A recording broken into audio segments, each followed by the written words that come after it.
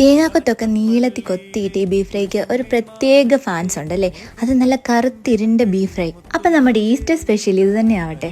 ഇതിന് നമുക്ക് നന്നായിട്ട് ക്ലീൻ ചെയ്ത് നല്ല ബീഫിലേക്ക് മസാലപ്പൊടികളെല്ലാം ചേർത്ത് കൊടുക്കാം. പിന്നെ വേണ്ടത് കുഞ്ഞുള്ളിയാണ്. പിന്നെ നമ്മുടെ ഇഞ്ചി വെളുത്തുള്ളി പേസ്റ്റും ആവശ്യത്തിന് ഉപ്പും കുറച്ച് വെളിച്ചെണ്ണയും കൂടെ ഒഴിച്ച് ഒരു അരമണിക്കൂർ നമുക്ക് മാരിനേറ്റ് ചെയ്ത് വെക്കാം. ഇനി അടുക്കി പിടിക്കാതിരിക്കാൻ കുറച്ച് വെള്ളം മാത്രം ഒഴിച്ച് ഇത് കുക്കറിലിട്ട് നന്നായിട്ട് വേവിച്ചെടുക്കാം.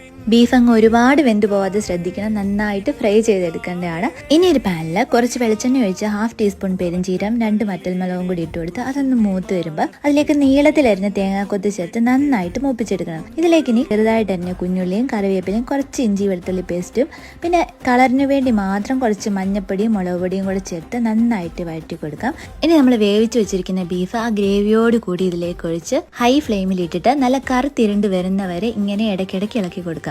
ഇടയ്ക്ക് കുറച്ച് വെളിച്ചെണ്ണയും കൂടി ചേർത്ത് കൊടുക്കണേ. അവസാനമായിട്ട് കുറച്ച് ഗരം മസാലയും കുരുമുളക് പൊടിയും ചേർത്ത് നന്നായിട്ടൊന്ന് മിക്സ് ചെയ്തെടുത്താൽ നമ്മുടെ മസ്റ്റ് ട്രൈ ഐറ്റം ആയിട്ടുള്ള ഈ ബ്ലാക്ക് കളർ ബീഫ് ഫ്രൈ റെഡിയായി.